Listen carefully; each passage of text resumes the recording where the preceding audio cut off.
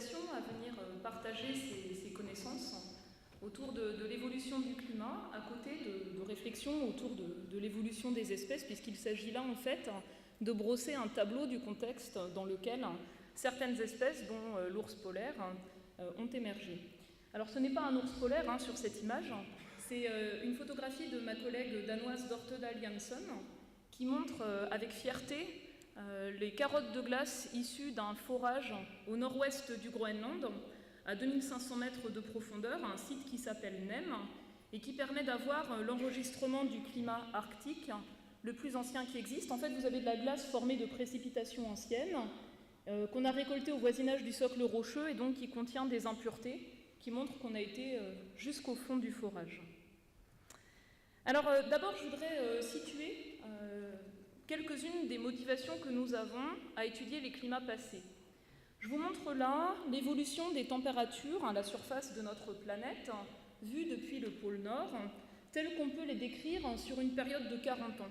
En fait, cette période de 40 ans, c'est simplement ma vie, et ça vous montre qu'à l'échelle d'une vie humaine, on a observé des changements de température tout à fait spectaculaires, au niveau global comme au niveau de l'Arctique, où on observe un phénomène d'amplification polaire, en particulier lié au recul des zones enneigées et englacées, mais aussi au fait qu'une atmosphère plus chaude contient plus de vapeur d'eau, qui est un gaz à effet de serre, et un ensemble de rétroactions, y compris simplement de la dynamique de l'atmosphère. Alors ce changement de température qui est en cours, fait-il partie d'un rythme naturel du climat, ou est-il exceptionnel par rapport à cette histoire du climat sur différentes échelles de temps? Ce changement climatique en cours se traduit également par des changements d'habitat. Donc je laisserai à Jean-Claude le plaisir de présenter l'observation de la glace de mer. Je le montre ici à l'envers. Et donc ce que l'on voit, c'est l'augmentation des eaux libres de glace, c'est-à-dire les océans qui apparaissent, puisque plus recouverts de banquise. Donc c'est le dégradé de bleu. Et puis également les zones terrestres, où le réchauffement entraîne une augmentation de la saison de croissance de la végétation, et on peut le détecter par satellite à l'aide des pigments qui caractérisent la photosynthèse, et donc à la fois une migration vers le nord des écosystèmes, mais aussi une augmentation de la productivité de ces écosystèmes. Et donc évidemment les habitats changent, et à travers l'étude des climats passés dans les sédiments marins, dans les sédiments des lacs, à travers l'étude des cernes d'arbres pour les plus récentes, ou à travers l'étude des carottes de glace, en particulier au Groenland, nous avons des informations à la fois sur ces habitats, mais aussi sur l'évolution du climat, et je vais me focaliser ici sur un aspect de cette évolution qui est celui des températures. Pourquoi regarder à l'échelle d'1 million d'années si on se centre sur deux espèces, l'ours polaire et Homo sapiens? On peut regarder que ce dernier million d'années est une période particulièrement intéressante.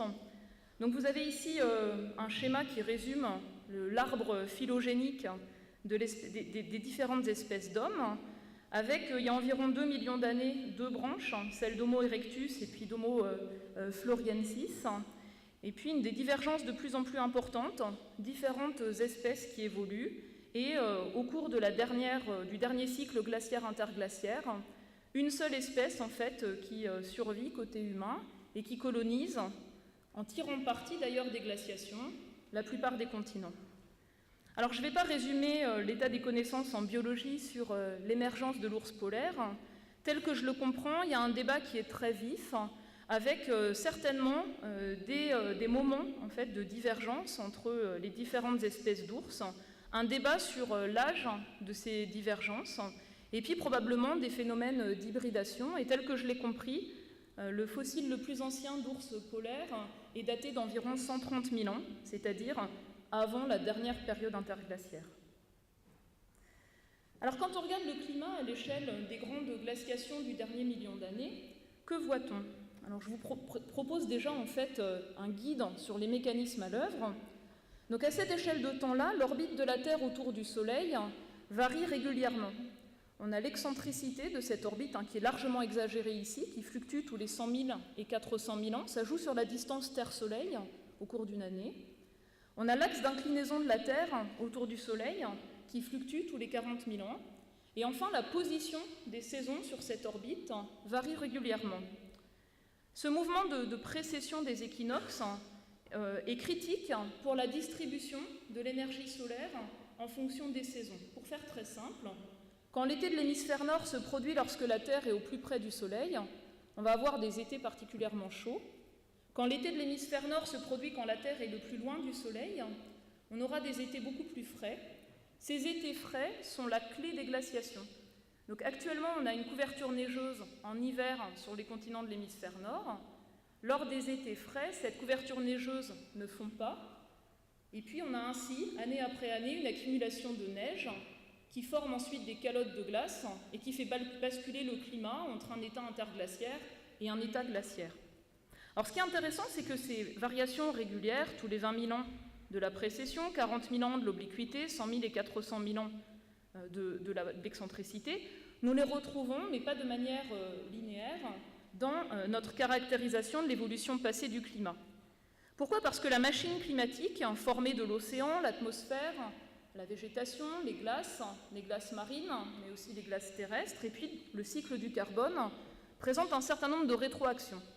Alors on a des rétroactions très rapides, en quelques jours, quelques années. Elles sont liées au contenu en vapeur d'eau de l'atmosphère, à la formation des nuages, à la couverture de neige, au couplage atmosphère-océan de surface, et puis à la glace de mer. Et puis on a également des rétroactions plus lentes qui vont jouer à l'échelle de millénaires, de dizaines de millénaires, et elles tiennent à la formation des calottes de glace. Vous avez ici une vue de ce qu'était en fait l'englacement de l'hémisphère nord il y a environ 21 000 ans, lors du dernier maximum glaciaire, avec une épaisseur de plus de 3 km de glace sur l'Amérique du Nord et une épaisseur similaire sur l'Europe du Nord. Ça représente en fait l'équivalent de 120 mètres de niveau des mers en moins, c'est-à-dire 2 fois le volume de l'Antarctique en plus. On a également une deuxième rétroaction clé qui est liée au cycle du carbone. Pourquoi ? Un climat glaciaire, c'est un climat plus sec, ce sont moins de zones marécageuses, moins de production de méthane, qui est un gaz à effet de serre. Un climat plus froid, c'est un océan, en fait, qui, par un ensemble de processus physico-chimiques, dynamiques, va séquestrer du dioxyde de carbone au fond des océans, et donc la teneur en gaz à effet de serre dans l'atmosphère va baisser, ce qui amplifie le refroidissement. Et donc, au final, ce que je vais vous montrer, c'est des reconstructions, en particulier à partir des glaces de l'Antarctique, qui permettent de remonter aujourd'hui sur 800 000 ans, de composition atmosphérique et de climat polaire. Alors, c'est l'illustration suivante. Donc, je vous emmène d'abord en fait en Antarctique, sur le site du Dôme C, où dans le cadre d'un grand programme européen, nous avons obtenu l'enregistrement le plus long de la composition atmosphérique et du climat antarctique. Et puis ensuite, je vous emmènerai évidemment de l'autre côté, au Groenland. Je vous montrerai les résultats du forage de Northgrip, qui couvre environ 123 000 ans d'évolution du climat arctique. Et puis je montrerai brièvement les tout nouveaux résultats du forage NEM, qui nous donne pour la première fois accès à la dernière période interglaciaire, jusqu'à il y a environ 128 000 ans. Alors dans les carottes de glace, nous trouvons de l'eau qui nous renseigne sur le climat local à travers les différentes formes des molécules d'eau et le rapport entre isotopes lourds et légers. Nous trouvons des impuretés qui témoignent du transport de particules, depuis le sel marin jusqu'aux poussières continentales ou à l'activité volcanique. Et puis nous trouvons également des bulles d'air que l'on voit ici et qui nous renseignent sur l'atmosphère passée. Et donc évidemment le principe est que plus vous allez loin en profondeur, dans des sites très secs, plus vous pouvez remonter loin vers le passé. Et on remonte plus loin au centre de l'Antarctique parce que simplement la couche annuelle de précipitation est beaucoup plus fine que le dépôt de précipitation au Groenland. Voici donc les cycles glaciaires interglaciaires des derniers 800 000 ans. Donc vous avez l'axe du temps ici avec le passé, 800 000 ans, 0, l'actuel. En jaune, vous avez l'un des aspects du forçage lié à l'orbite terrestre. C'est l'ensoleillement d'été dans l'hémisphère nord, et vous voyez cette enveloppe à 100 000 ans, à 400 000 ans, et puis surtout ces cycles de 20 000 ans liés à la précession. Je précise d'ailleurs qu'aujourd'hui, nous sommes à un minimum d'ensoleillement d'été dans l'hémisphère nord, mais qui est très peu prononcée. Vous voyez que par le passé, le climat a fluctué entre des états interglaciaires avec un niveau des mers relativement élevé, et puis un état glaciaire avec un niveau des mers qui baisse parce qu'on a construit d'énormes calottes de glace. Du côté de l'Antarctique, à quoi ça correspond ? Ça correspond à des changements de température d'environ 10 à 15 degrés entre l'état interglaciaire le plus chaud enregistré et l'état glaciaire le plus froid enregistré. Vous voyez donc entre 800 000 ans et 400 000 ans, des interglaciaires qui sont finalement relativement tièdes, pas très prononcés. Alors on le voit en Antarctique, mais on le voit aussi à l'échelle globale, à partir d'archives dans des sédiments de lacs ou dans des sédiments marins. Vous voyez depuis 400 000 ans des interglaciaires avec des intensités plus importantes et avec des durées variables. Particulièrement intéressant est cet interglaciaire qui se produit il y a environ 400 000 ans, qui a duré de l'ordre de 20 000 ans, et donc avec des conditions chaudes pendant assez longtemps, aussi bien du côté de l'Arctique que de l'Antarctique.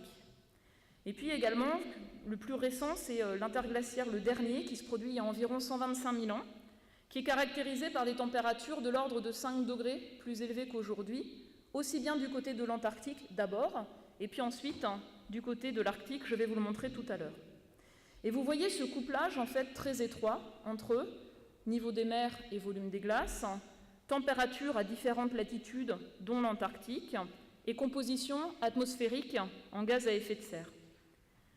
Ce que je voudrais mentionner, c'est que lors des derniers débuts de glaciation, les variations d'ensoleillement nécessaires étaient très larges.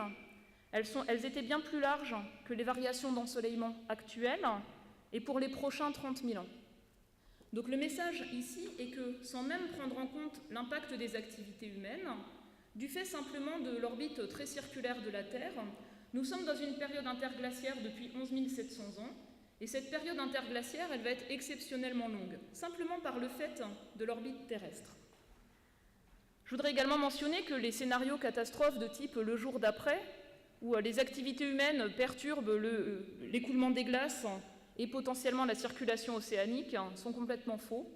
Ce type de processus ne peut en rien provoquer une entrée en glaciation en 8 jours, tout est faux. Enfin, ce que je voudrais mentionner, c'est quelques ordres de grandeur. Donc la concentration en dioxyde de carbone aujourd'hui, c'est 391 parties par million, et elle a accéléré depuis une dizaine d'années. Donc on est à 30% au-dessus du niveau connu pendant le dernier million d'années. La teneur atmosphérique en méthane a recommencé à augmenter également au cours de la dernière décennie. Elle atteint plus de 1800 parties par milliard, et c'est 2 fois le niveau naturel des périodes chaudes du dernier million d'années.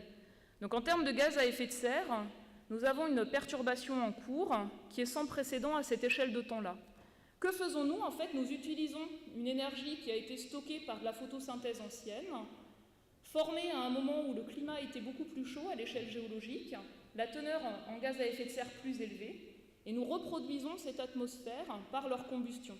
Et donc aujourd'hui, en fait, le climat essaye de s'adapter à cette teneur plus élevée en gaz à effet de serre et qui atteint des niveaux aujourd'hui caractéristiques du Pliocène, il y a environ 3 millions d'années. Si on regarde sous forme de carte, et là ce sont des simulations à l'aide de modèles de climat, vous pouvez regarder ce que représente un climat glaciaire. Donc un climat glaciaire, c'est 4 à 6 degrés plus froid en moyenne que le climat actuel. Ça correspond à un refroidissement très prononcé du côté arctique. Au Groenland, 20 à 25 degrés plus froid qu'aujourd'hui. En France, peut-être 10 à 15 degrés. Dans les tropiques, quelques degrés d'écart. Et en Antarctique, de l'ordre de 10 degrés. Donc vous retrouvez cette structure d'amplification polaire des changements de température. Si vous regardez la situation du dernier interglaciaire, il y a environ 125 000 ans ici, c'est une simulation de la réponse du climat au changement de l'orbite terrestre. Vous voyez des changements très modestes dans l'hémisphère sud ou dans les tropiques, des changements surtout sur les continents de l'hémisphère nord, c'est lié à la distribution de l'ensoleillement, et particulièrement marqués dans les observations en fait, aux très hautes latitudes nord, où on atteint environ 5 degrés. Et vous voyez que les modèles de climat ont le plus grand mal à reproduire l'amplitude de cette amplification polaire. Alors je bouge du côté du Groenland cette fois-ci. Donc on est sur une période plus courte, seulement le dernier cycle glaciaire interglaciaire. Vous avez de nouveau les variations de l'ensoleillement d'été de l'hémisphère nord, et puis vous avez un indicateur de température au Groenland à partir de l'abondance des molécules d'eau dans le forage Northgrip. Donc vous avez ici environ 5 degrés au-dessus de l'actuel, la fin de la dernière période interglaciaire, un refroidissement graduel en 5000 ans, et puis assez rapidement l'apparition d'instabilités rapides du climat. Ces instabilités rapides du climat, on les détecte à toutes les latitudes. Elles sont particulièrement intenses du côté du Groenland et du pourtour de l'Atlantique Nord, et elles sont opposées à celles que l'on enregistre dans l'hémisphère sud, en Antarctique.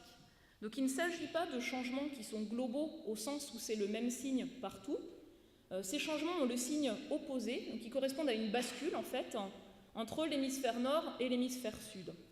Et par l'analyse des sédiments marins, par la modélisation du climat, on comprend ces événements rapides comme étant liés à des arrêts du transport de chaleur par les courants marins de l'Atlantique du Nord ou des remises en route très rapides de ce transport de chaleur de l'hémisphère sud, en fait, vers l'hémisphère nord, dans l'océan Atlantique.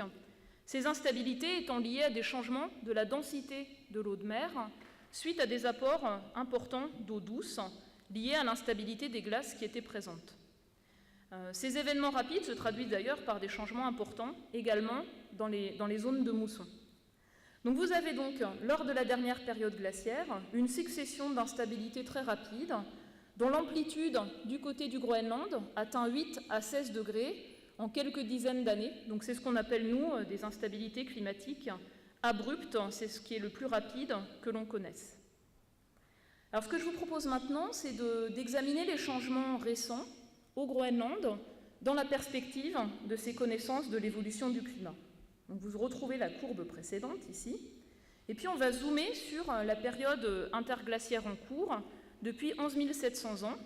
C'est la courbe ici en rouge qui est exprimée cette fois-ci en température.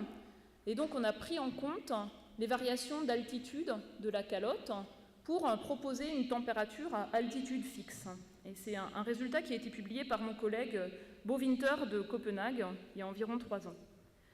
Donc vous observez en fait une période chaude entre 8000 et 4000 ans avant Christ, donc il y a environ 10 000 à 6 000 ans avant le présent, avec des amplitudes de température de l'ordre de 2 degrés au-dessus de la moyenne du dernier millénaire. Un refroidissement lent, graduel, qui est lié au changement d'orbite terrestre. Et puis vous voyez sur la période récente une inversion de cette tendance ici, avec un réchauffement au Groenland qu'on enregistre d'ailleurs dans les relevés météorologiques qui démarrent en 1780. Vous voyez que les derniers étés au Groenland, par exemple l'été 2010, l'été 2012 a aussi été exceptionnel, sortent complètement de la gamme des variations de température observées pendant la période instrumentale. Et vous voyez également que la dernière décennie, la moyenne 2000-2010, à un niveau assez exceptionnel, comme on l'atteignait couramment il y a 4000 ans ou 6000 ans. Et puis enfin, ce qu'on peut également regarder, c'est toujours ces données météorologiques récentes avec cette dernière décennie qui est exceptionnelle en noir. On peut également regarder ce que donnent différents scénarios d'évolution du climat pour le Groenland. Donc on compare des choses comparables. Donc il s'agit ici d'un changement de température globale de l'ordre de 3 degrés, qui se traduit à l'échelle régionale par un changement plus important, de l'ordre de 4,7 degrés pour cette simulation. Vous voyez qu'on arrive assez correctement à représenter les changements récents d'ailleurs. Et donc là, il s'agit de projections. Donc un rythme de changement de l'ordre de 5 degrés par siècle, c'est quelque chose qui est sans précédent pour la période interglaciaire actuelle. Et c'est quelque chose en fait qui atteint le rythme de ces instabilités rapides du climat glaciaire, sauf qu'on va ici vers, vraiment, brutalement, du beaucoup plus chaud.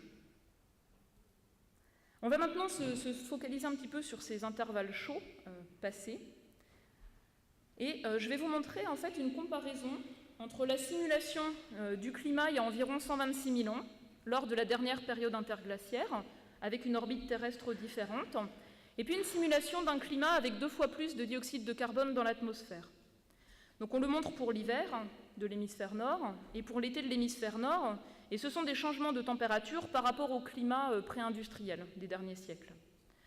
Donc quand on change l'orbite terrestre, on a des effets opposés dans les 2 hémisphères. Et donc pour l'hiver, on a plutôt un refroidissement dans l'hémisphère sud, et puis on a un léger réchauffement dans l'hémisphère nord. En fait, c'est la mémoire liée à l'inertie thermique de l'océan et liée au retrait de la glace de mer de l'augmentation de l'ensoleillement d'été. Donc des changements en fait en hiver assez modestes. A l'inverse, quand on rajoute des gaz à effet de serre, on a un effet qui est marqué, en particulier marqué en hiver, au niveau des continents et de l'Arctique, dans l'hémisphère nord, avec des changements de température beaucoup plus importants. Si on regarde cette fois-ci en été, on voit que les changements d'orbite terrestre ont peu d'effet dans l'hémisphère sud et au niveau des tropiques, et entraînent un réchauffement de l'air au-dessus des continents, c'est vraiment l'effet direct de l'ensoleillement qui change, et un effet particulièrement important dans certaines régions périphériques de l'Arctique. Si vous comparez pour l'été avec l'effet d'un surplus de gaz à effet de serre, vous voyez qu'en fait, on est sur des ordres de grandeur de changement de température simulés qui sont en fait tout à fait comparables. Et donc, on peut également regarder ce que l'on simule pour l'extension de glace de mer aujourd'hui. Il y a environ 126 000 ans, lors du dernier épisode où l'Arctique était vraiment beaucoup plus chaud, et puis pour ces simulations avec davantage de gaz à effet de serre. Alors c'est ce qui est fait ici. Vous avez ici l'extension de banquise observée de janvier jusqu'à décembre, c'est le trait gris. Vous avez celle qui est simulée par le modèle de climat de l'Institut Pierre-Simon Laplace, ici, donc en noir. Vous voyez que ce modèle-là, pour cette simulation-là, arrivait à peu près à représenter le cycle saisonnier de l'extension de banquise. Vous voyez qu'il y a environ 126 000 ans, en réponse à une orbite terrestre différente, on a peu de changements de l'extension de banquise en hiver, où le réchauffement est peu marqué, et par contre une forte diminution en été. Et avec le même modèle de climat, vous voyez que quand vous augmentez les concentrations en gaz à effet de serre pour un climat futur, on obtient une forte diminution de la couverture de glace de mer en hiver et une quasi-disparition en été. Donc, le message que je veux faire passer est le suivant. Premier message, les modèles de climat que l'on utilise pour évaluer les risques futurs, nous les testons sur différentes expériences passées que le climat terrestre a subies, ici, parce que l'orbite terrestre a changé. Et ces tests sur des climats passés différents, ils sont critiques pour évaluer leur capacité à représenter de grands changements observés. Deuxième message que je veux faire passer, on n'a pas une analogie en fait entre la perturbation actuelle et future et ces changements passés. Le moteur des changements est fondamentalement différent, les aspects saisonniers sont fondamentalement différents. Et enfin, en particulier, probablement, l'extension de banquise, il y a environ 126 000 ans, telle qu'elle est simulée, n'est pas aussi réduite que ce qu'elle pourrait être au cours des prochains siècles. Je vais terminer sur cette approche de la dernière période interglaciaire en vous montrant des résultats très récents, non publiés, que nous avons obtenus avec le forage NEM, dont je vous ai montré les derniers échantillons de carottes sur ma première illustration. Donc ce sont deux graphiques, l'un qui correspond à l'avant-dernière glaciation, la déglaciation et puis la période chaude, il y a environ 125 000 ans, dont je vous ai parlé plusieurs fois. Et le deuxième graphique, ce sont les mêmes données, mais pour la dernière période glaciaire, la dernière déglaciation et le climat depuis 11 700 ans dans lequel nos civilisations se sont développées. Donc, le premier indicateur, c'est un indicateur de débâcle d'iceberg à travers leur effet sédimentaire enregistré dans les sédiments marins dans l'Atlantique du Nord. Vous voyez des débâcles très importantes dans les deux cas. Le deuxième paramètre, et c'est celui qui est en fait dans un article actuellement en cours de relecture, c'est la première estimation de l'évolution de température au Groenland pour cette période-là, donc avec en fait des températures jusqu'à 8 degrés plus élevées en été que l'actuelle, des températures relativement stables pendant plusieurs milliers d'années, environ 5000 ans, et puis cette diminution graduelle vers la dernière glaciation. Et vous voyez qu'au niveau du Groenland, on a des températures beaucoup plus élevées pendant la dernière période interglaciaire que celles qu'on a connues depuis environ 11 700 ans. Je pense que cette période-là, elle est intéressante à étudier en termes d'habitat pour les espèces arctiques, et en particulier pour l'ours polaire, pour étudier en fait comment il a réussi à s'adapter à ce type de changement climatique dans sa région de vie.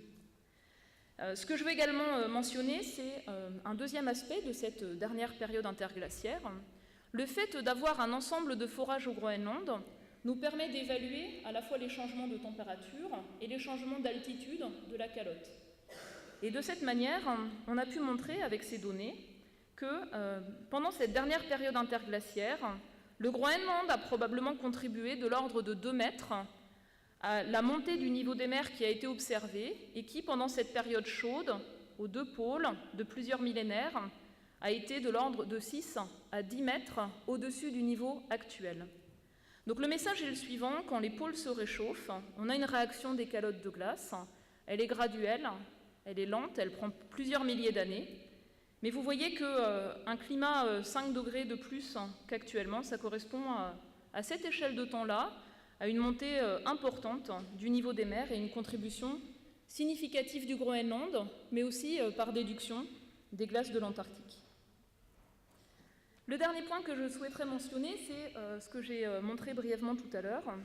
Pour cette période interglaciaire, il y a environ 126 000 ans, vous avez là les changements de température par rapport au climat pré-industriel, simulés en fait par plusieurs modèles de climat. Il s'agit d'un ensemble de résultats. Et puis vous avez les points rouges ou blancs qui correspondent aux estimations à partir de différentes archives du climat, pas uniquement dans les glaces, mais aussi sur les continents. Et on a également en fait beaucoup d'enregistrements sur lesquels on travaille dans les sédiments marins. Et si je dois résumer les performances des modèles de climat, on observe en fait une difficulté en représentant les effets océan, atmosphère, banquise, à représenter correctement toute l'amplitude de ce qui a été reconstruit. Cette difficulté, elle peut venir du fait que, par exemple, on n'a pas pris en compte les changements de végétation. Une augmentation de la couverture de forêts aux hautes latitudes peut avoir un effet positif et amplifier le réchauffement tel qu'il est simulé. Mais nous n'avons aucun indice qui montre que les modèles de climat qui existent surestiment les changements passés, et c'est un point extrêmement important à prendre en compte. Alors, en guise de conclusion, je vais d'abord parler du passé. Si on regarde au niveau du Groenland, si on regarde au niveau même de l'ensemble de l'Arctique, à travers un travail ici qui est soumis par un programme de recherche international sur le climat récent, vous voyez qu'au cours des derniers 2000 ans, on a ce lent refroidissement qui est lié à l'orbite terrestre. On a des conditions un petit peu plus chaudes dans la période médiévale, mais pas tellement finalement.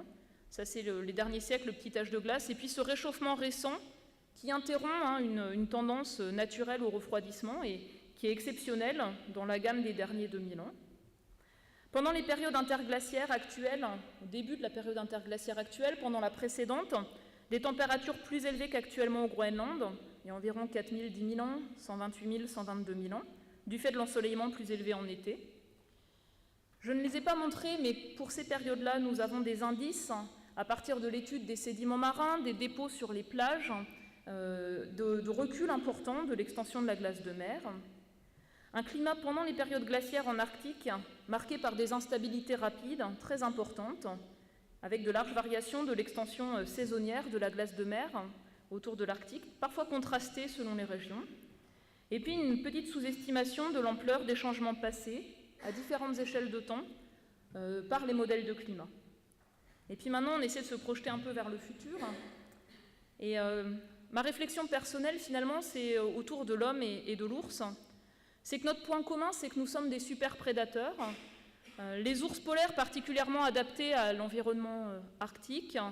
L'homme sapiens qui, en fait, a réussi à s'adapter à travers toutes les conditions climatiques qui existent, en particulier grâce à un déploiement de divers types de technologies. Est-ce que ces deux super prédateurs peuvent cohabiter ?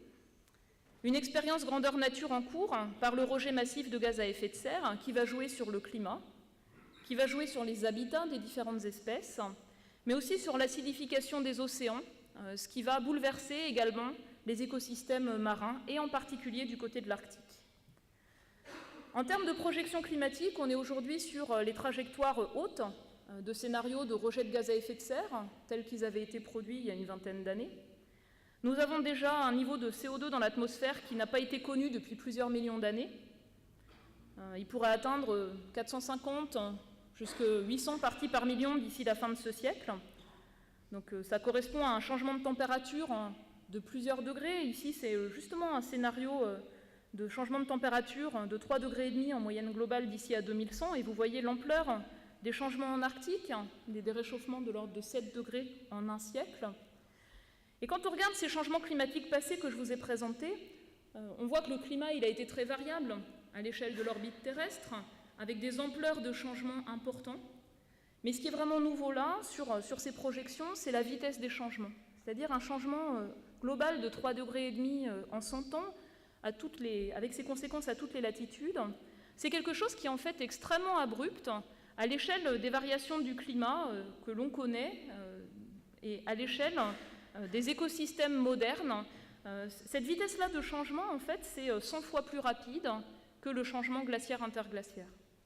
Et donc, je finis sur des interrogations. Quelles conséquences pour 25 000 ours polaires et quelles conséquences pour 7 et plus milliards d'humains, avec un mélange complexe d'opportunités, par exemple pour le Canada, et de vulnérabilité pour beaucoup d'occupants de cette planète, et puis pour les interactions entre les humains et les ours, sachant que cette ouverture de l'Arctique entraîne de nombreux intérêts au niveau des routes maritimes, au niveau des infrastructures diverses et variées, et donc conduira probablement à une cohabitation plus forte.